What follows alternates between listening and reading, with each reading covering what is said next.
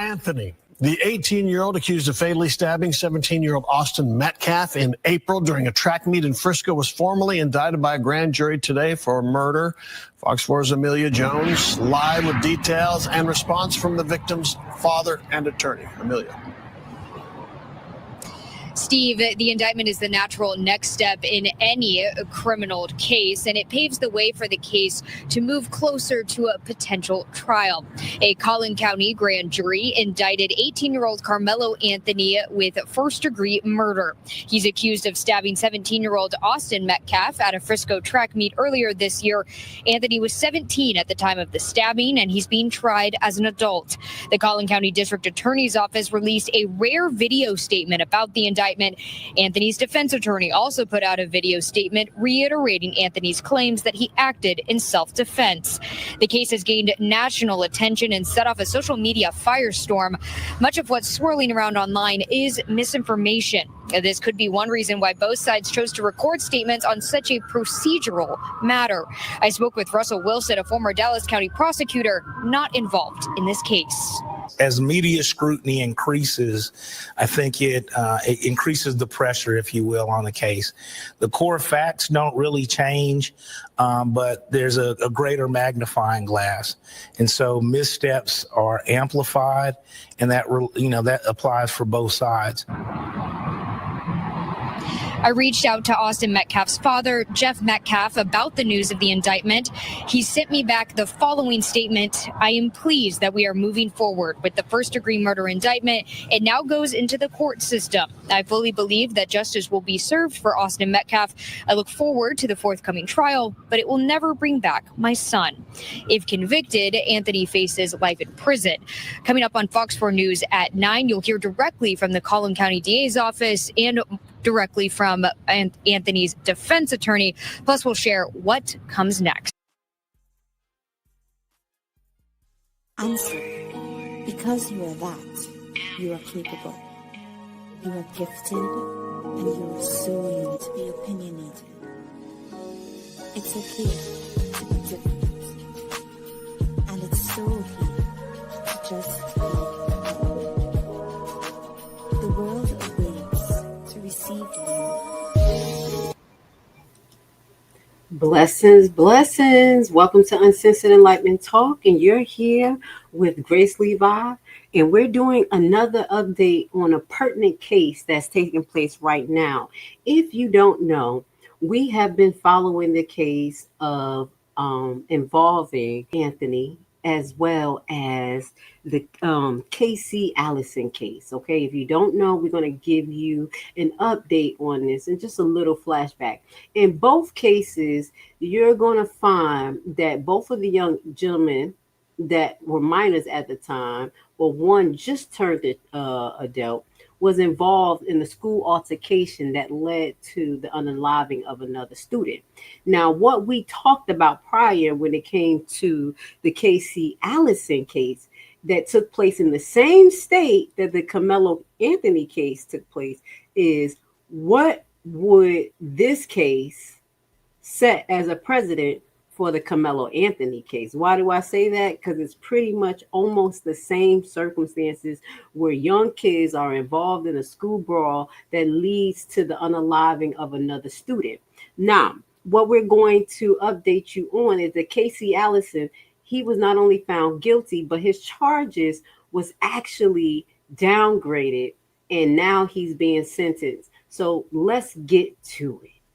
Screen brought to you by Crime Online. Casey Allison murder trial. Jurors reach a verdict in case involving the teen fatally unaliving in a high school bathroom. So we went into that, and it was pretty brutal. That's why I think that he should have got first degree, because there were so many wounds on the victim, including wounds that was on the back and the buttocks. If you haven't seen it, the video will be at the end for you guys to get a replay.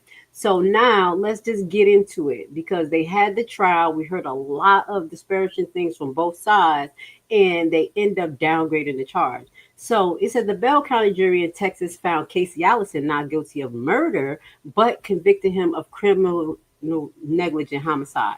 Now, when we talked about criminal negligent homicide, they compared that to a mother who leaves a cleaning product out for a child and the child drinks it.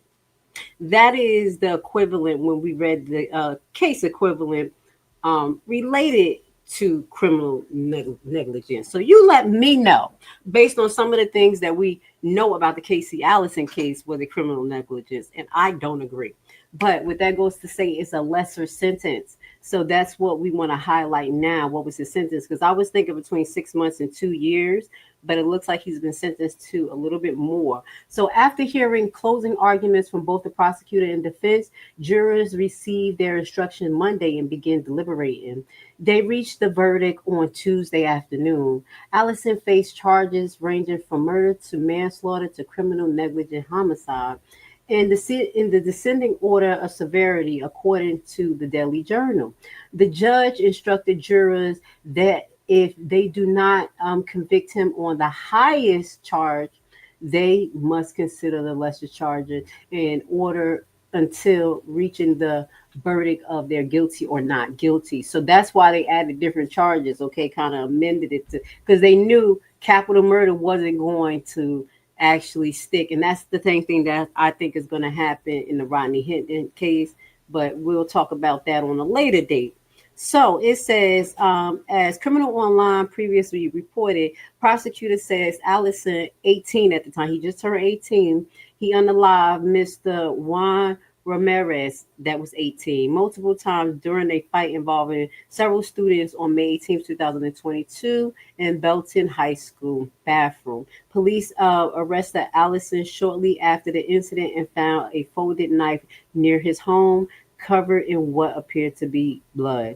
Okay, so we're going to get to his sentence now, since we kind of got a idea, a little flashback on what happened in the Casey Allison case, and then we're going to go in the Carmelo Anthony case. So it says, okay, let's get to this article where it says he's going to be incarcerated for about 10 years. So that's more than what I thought he was going to get based on our research, because I'm like 2 to 6 years is not going to be nothing. He was pretty brutal. And I don't believe that the charges should have been downgraded, but, you know, I'm not a lawyer and I wasn't on a jury. During a fight, the Texas teen fatally stabbed a fellow high school student.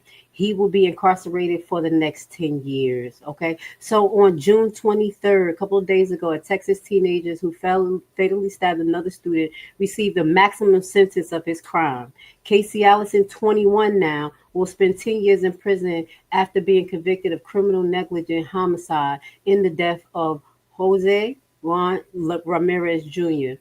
Okay, Judge Wade Fluckner issued the sentence after hearing testimony from school staff, victim relative in the 478th jurisdiction court.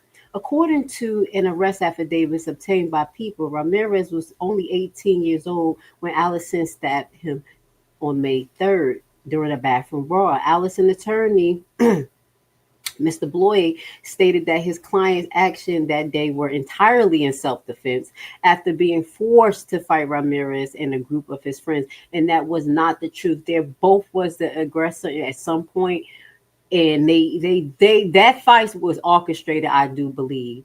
All right. So the argument resonated with the jury, which in April declined to convict Allison of murder or manslaughter in favor of a lesser or third-degree charge, criminal negligence. Okay, the argument okay, so Allison faced 6 months to 2 years. You see what I'm saying? I was like, remember, it was 6 months to 2 years sentence in a state jail until the judge ruled in favor of the prosecution motion and amended the jury verdict to include the deadly weapon stipulation. Okay, so this is how we got it back up, because I was wondering what was going on. I would have been totally shocked if this young man would have had 2 years, especially because of the viciousness of it. Of the murder. Like, even after the young man was face down on the ground, he had several puncture wounds on his back, as we mentioned, in buttocks. So Thank God for the judge having some common sense here. We're going to have to give it to him. The defense attempt to contest the motion, but ultimately unsuccessful. Allison faces a minimum sentence of 2 years in prison and a maximum of 10 years without parole when he appeared in court this week. The video of the fatal attack was shown in court during the trial. So this was the update. So I will give it to the Cincinnati judge here. I do apologize, the Texas judge, because he was not in Cincinnati. But the judge here in this particular situation, Texas is having a lot going on. But I will give it to this judge, Judge Faulkner. I believe that at least he was trying to be fair and honorable and follow the law, because obviously the jurors did not get it right. And that's why I do believe that we have to play a role in jury selection. When they choose you, go. I know you won't like it, but I do think that it helps, especially if we have more jurors of our peers from our community. You see what I'm saying? So that's how I think those charges got downgraded. But that was an update on the Casey Allison case that took place in Texas. And that young man will be charged with murder. It's aggravated murder here, and receive 10 years. So shout out to the judge. So now we're going to move on and look into the fiscal track meeting stabbing that include Mr. Karmelo Anthony. So here we now have some release of the video and also upgrade of charges for Mr. Karmelo Anthony, the young man who was unalive. All right, so let's just get it on the screen. Thank you for being with us today. If you like the updates that I bring you related to these cases, let me know by hitting the like button and also subscribing. Let the algorithm know that you support Grace Levi and what we do here, because not only do we report what's going on from an unbiased perspective, but a social, economic, and Black perspective, but also we try to cite as much law as possible, okay? So let's put this on the screen, because now we're going to see what happened a little bit on the track and field the day of the incident involving Carmelo Anthony. Yeah. New details in the high school track meet stabbing that left one teenager dead and another charged with murder. On Tuesday, the Collin County District Attorney's Office announced a grand jury indicted Carmelo Anthony, allowing the case to move toward trial. NBC5's Maria Guerrero reports. We have the indictment, and we've learned the case has now been assigned to Judge John Roach in the 296th. A grand jury finding enough evidence to move toward trial, finding Carmelo Anthony did intentionally and knowingly cause the death of Austin Metcalf by stabbing Metcalf with a knife, a deadly weapon. The tragic confrontation happening during a district track meet on April 2nd. Witnesses told police Memorial High School student Austin Metcalf told Carmelo Anthony, who wasn't a Memorial student, to move from underneath their team tent. Anthony reportedly confessing Metcalf did not heed his warning not to touch him. Anthony allegedly pulling out a black knife from his bag, stabbing Metcalf in the chest and running away before being caught. Metcalf bled out in his twin brother's arms, according to their father. When something like this happens at a school event, it shakes people to the core. In a rare move, District Attorney Greg Willis releasing a recorded message Tuesday vowing fair and equal justice in a case that has divided some along racial lines. Through an open records request, NBC5 has now viewed surveillance video inside the stadium that will certainly be shown in court. The district implementing strict rules. We weren't able to obtain a copy or record the video for ourselves. We had to watch in real time, unable to stop or rewind. The camera is located far away across the field from Memorial's yellow pop-up tent. Most, but not all of the tent is visible. There's no sound. No one is identifiable, but several people dressed in all black are seen huddled underneath the tent. All appears normal until 9:54 a.m. There's a sudden burst of movement under the tent. People begin running out, while others, including trainers across the field, start running toward the tent around the victim. 10:04, an ambulance arrives. Paramedics have to walk the stretcher around a fence and double back to get to the injured teen, unconscious and not breathing. Police tape off the crime scene. Rain begins to intensify. 10:08, two officers standing in the bleachers above the tent place a large blue tarp on what an affidavit later states is a partially opened black knife with blood. 10:20, the ambulance drives away with Metcalf. The 17-year-old is declared dead at the hospital. In a video message following Tuesday's indictment, of course, Carmelo looks forward to his day in court. Anthony's defense attorney cautions the full story has not yet been heard, including by the grand jury, adding the burden will be on the state to prove Anthony did not act in self-defense. A trial date has not yet been set. Marie. All right, so that is some of the preliminary information, but that is not a release of the video. That is an aftermath. I thought they was going to release and let us see the black and white video. If I get my hands on that video, even though they said that is no sound and it's just a bunch of people huddling, I do have a few questions. So as we know, there's a lot that's missing from this. So I want to know, did these two children have interaction before? Because you know how school rivals go. And sometimes they have interactions. So it is weird to me that Carmelo Anthony will sit under another team's tent, which is not illegal, but it is a little weird. Okay, that's something that we want to keep in mind. That's why I think there's a lot of preliminary information that we need to know. It's something going on to make Carmelo Anthony say, oh, this is in self-defense.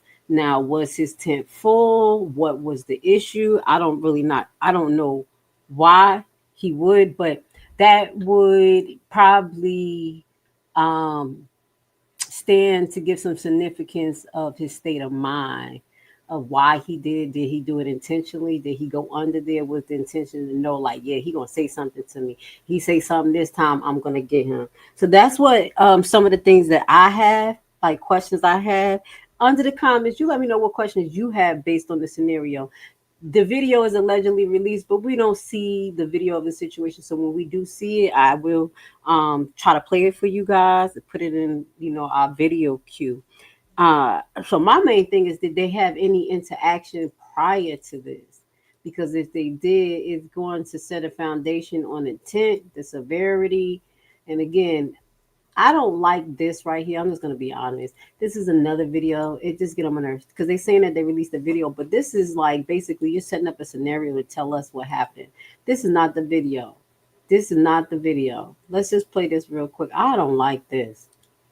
Under the tent, everything leading up to it, everyone's milling about. It seems very normal. And then, so instead of them showing us the actual video, they're talking through the scenario that they believe happened.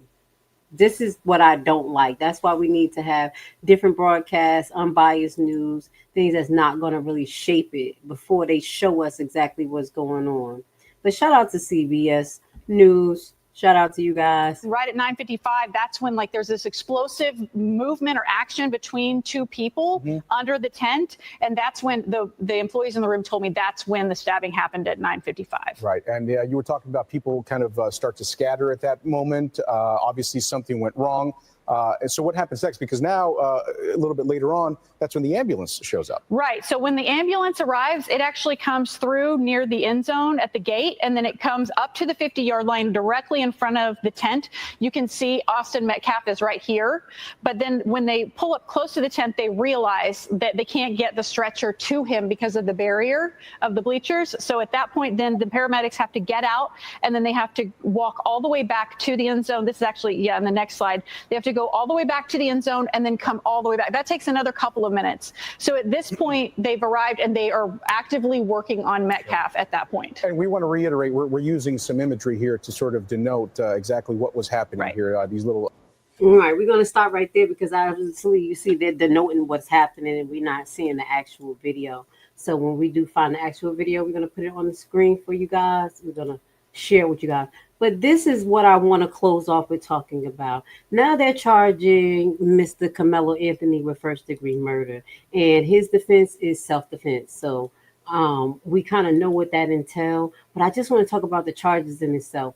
You let me know what you think Mr. Karmelo Anthony should be charged. I don't think that he should not be charged with something because someone did lose their life, but I do believe that they should get it right. So first degree murder is intent. So that's why I said we intentional, like they planned it, like they knew it was going to happen. Came with the weapon, he knew it, he was waiting. This is what I get from first degree murder. So that's why I said we have to know a little bit more what happened prior. Did they have interactions prior? Was it a school rivalry? What was going on? So in Texas, first degree murder laws, this is just an overview. The victim is, so this is how they can charge additional criteria for capital murder. So the first degree is capital murder. And I want to see how Mr. Carmelo fits on it. Defendant murder someone in retaliation or on an account of a service of a member of judiciary. No, hold on. The victim, let's see, the defendant initially committed the murder in the course of committing and attempting kidnap. No. The defendant is paid to commit. No. The defendant committed the crime while trying to escape. No.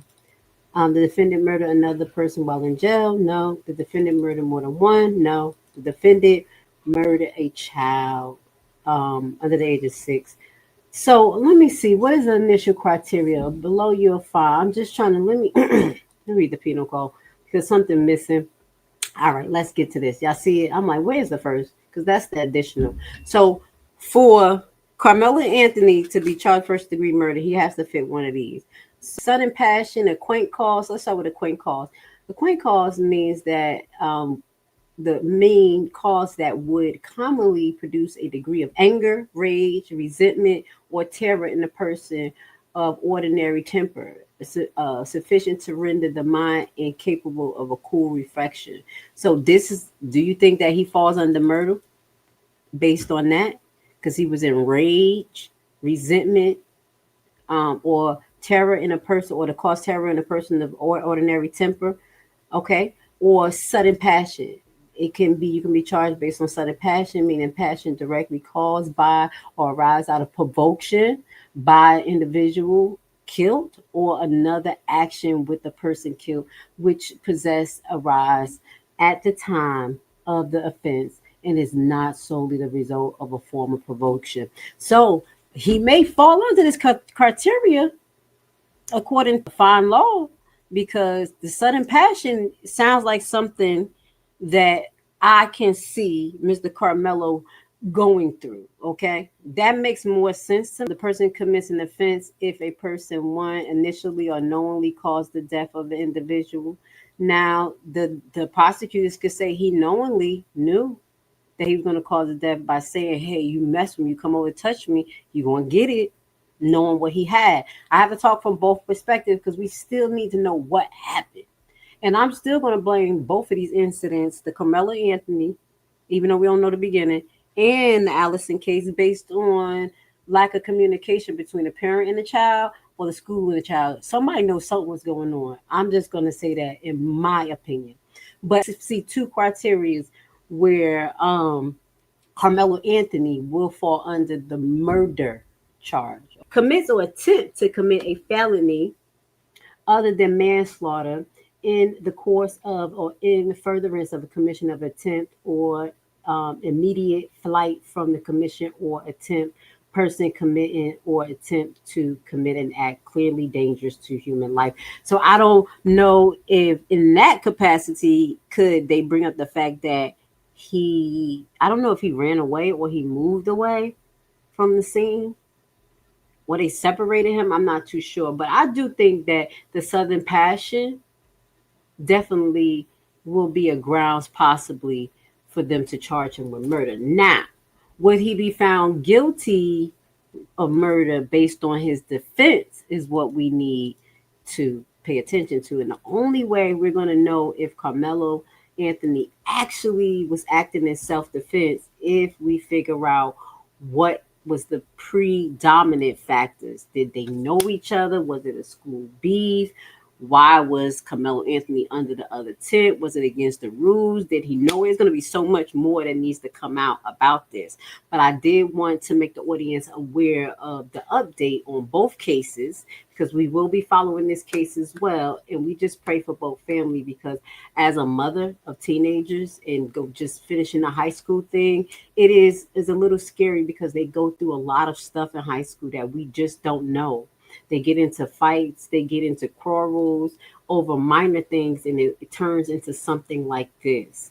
So with that being said, I want to say thank you for being here with me today. We will keep you up to date on the Karmelo Anthony case and what's going on when his trial starts.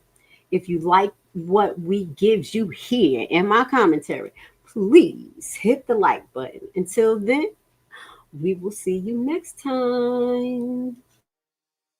Answer. Because you are that, you are capable. You are gifted, and you are soon to be opinionated. It's okay.